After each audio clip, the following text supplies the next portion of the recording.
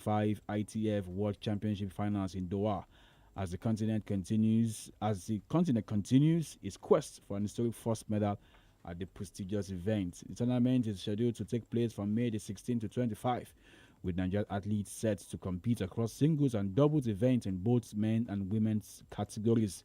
Ranked 20th in the world and seeded 19th for the tournament, Aruna will spearhead Nigeria's campaign in the men's singles. The 36-year-old who made history in 2021 as the first African to reach the quarterfinals of the ITTF World Championship remains the country's strongest medal hopeful. He begins his quest for this from the round of 128 against Brazil's Victor Ixai on Saturday, May 17. Joining Aruna in the men's singles are the likes of 𝐒𝐍𝐒 Omotayo, ranked 103 in the world, 𝐒𝐻𝐍𝐒 203 in the world, and teenage prospect Matthew Kuti. Omotayo faces Brazil's Leonardo Lizuka. 𝐒𝐍𝐒 takes on Belgium's Andre, while Kuti will meet Samuel of Poland. All will be playing their game on Sunday, August 18. All right, so there you have it, just some of those few headlines back home and away from home. There were games yesterday in the Italian Serie A. 2 games went down. Venezia beat Fiorentina by 2-1, and Roma lost for the first time in 19 games to Atalanta in Bergamo by 2-1. Goals from Nigeria international, talking about Ademola Lookman, and result means that Atalanta have qualified for the UEFA Champions League, and that will be the 5th time under Gasperini. Don't forget, they led them to win the UEFA Cup a couple of seasons ago, just last season to be precise. And of course, we saw how they did against Bayer Leverkusen, where they won that final by 3 goals. And so Atalanta, big win yesterday. And for Roma under Claudio Ranieri, don't forget, they've gone 19 games before the game last night, unbeaten. There will be games later tonight in Spain. Midweek game starts on Tuesday. And forget, Barca just needed a point for them to secure La Liga. And that they hope they will do later this week when they play against Espanyol. It's a Barcelona derby because both teams are based in the city of Barcelona. Tonight, starting from 6, it will be Real Valladolid against Girona, who are struggling. A team playing Champions League football this season are really struggling as we speak right now, and they'll be hoping for a result away from home. That game starts from 6 and 7 tonight. It will be Real Sociedad against Celta Vigo, and in Seville will be up against Las Palmas. We head straight to the BBC to help us, but before we get to the BBC, last night one of the championship playoffs went down. It was Sheffield beating Bristol by 3-0. Don't forget, they won the first leg by 3-0. So 16 on aggregate. Chris Wilder's team have qualified for the Champions League final, and they'll find out tonight the team they'll be playing against, Sunderland Football Club or Coventry. Sunderland take a 2-1 lead into the second leg later tonight at the Stadium of Light. Let's go to the BBC, get their beats. When we come back, more headlines from the world of sport. The ATP, the WTA, all going down as we speak, as we count down to the second Grand Slam of the year. And of course, news concerning the Super Falcons. Finally, they have a friendly game coming up before the Nations Cup for women. These guys have not played friendly game for a long time, but NFF finally secured one for them that they'll be playing in the month of June. I'll share these and more with you when we come back from the BBC. BBC Premier League update from the home of Premier League football. Hello, I'm Paul Serres at the BBC Sports Centre.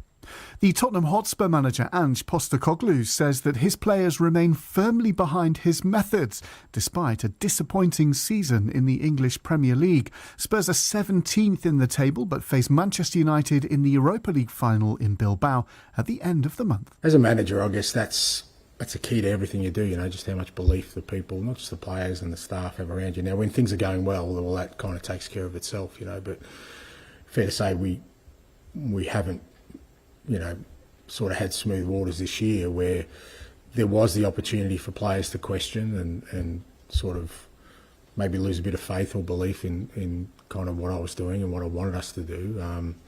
But I just never sensed that. The Spurs keeper Guglielmo Vicario says that lifting the trophy against Manchester United would mean everything for the fans and the players. It's a game of football where we can have the opportunity to lift the trophy that will mean a lot for this football club, will mean a lot for us players, and it will mean a lot for our fans that they've always tried to be behind us and supporting us. Also the toughest moment of the season, and we want to deliver and gifted them with with a big night in Bilbao. And Sheffield United are one match away from playing their football in the English Premier League next season. The Blades beat Bristol City 3-0 in the second leg of their Championship playoff semi-final at Bramall Lane to secure a 6-0 aggregate win. Frank Lampard's Coventry City go to Sunderland in the second leg of their semi-final on Tuesday, trailing 2-1 from the first match. And for more football news from the BBC, go to bbc.com/football.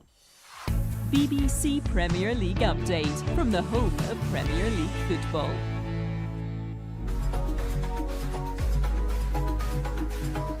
All right, you're welcome back. Let's talk about the Super Falcons. They've got some friendly games before the African Cup of Nations for women. The Super Falcons of Nigeria will face the indomitable Lioness of Cameroon in a high-profile international friendly schedule to hold across two venues in Ogun State, and following a strategic partnership between the NFF and the state government. According to the NFF president, Ibrahim Gusau, the matches are part of broader efforts to decentralize top-level football events and strengthen the country's football economy through greater collaboration with state government. The first match will be played at the Remo Stars Stadium in Ikenne on Saturday, May the 31st, while the return leg will take place at the recently upgraded MKO Abiola Sport Complex. Don't forget that was done because of the National Sports Festival going down in the next few days. The agreement was reached during a courtesy visit by the NFF leadership to the governor of the state, Dagba Abiodun, at the government house in Abeokuta over the weekend.